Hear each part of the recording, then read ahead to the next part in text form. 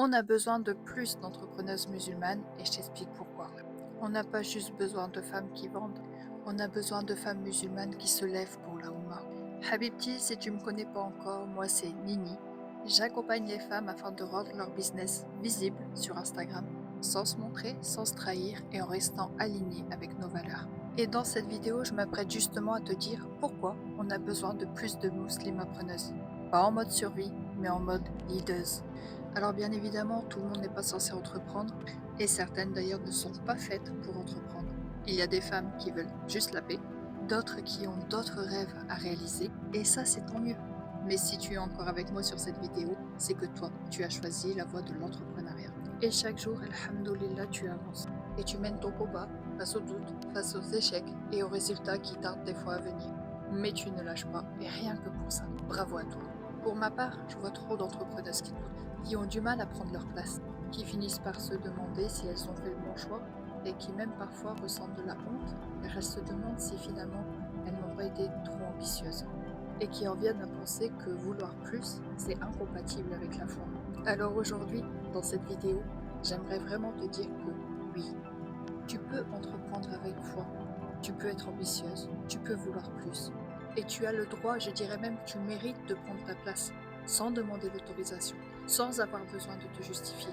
Et surtout, je suis là pour te dire qu'un business que tu diriges avec la bonne intention est un acte de foi.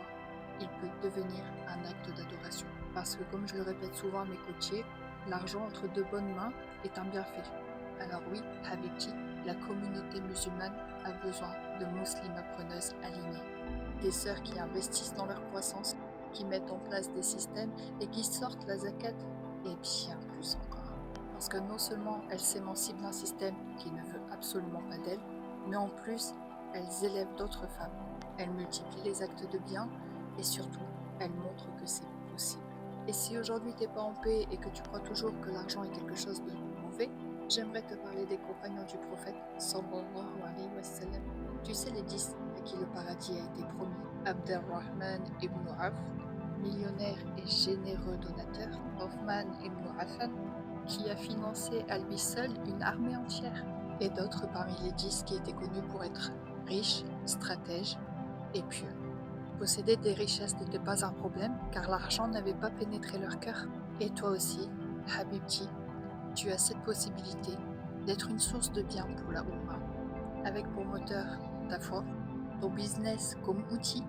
En 2025, plus que jamais, tu as la possibilité d'impacter, de transmettre, de bâtir, mais surtout de contribuer à un monde meilleur. Et crois-moi, pour ça, tu n'as pas besoin de choisir entre être pieuse ou ambitieuse. Si cette vidéo résonne pour toi, n'hésite pas à t'abonner. Ici, on va parler entrepreneuriat, foi, impact, élévation féminine, et sans jamais te demander de te montrer.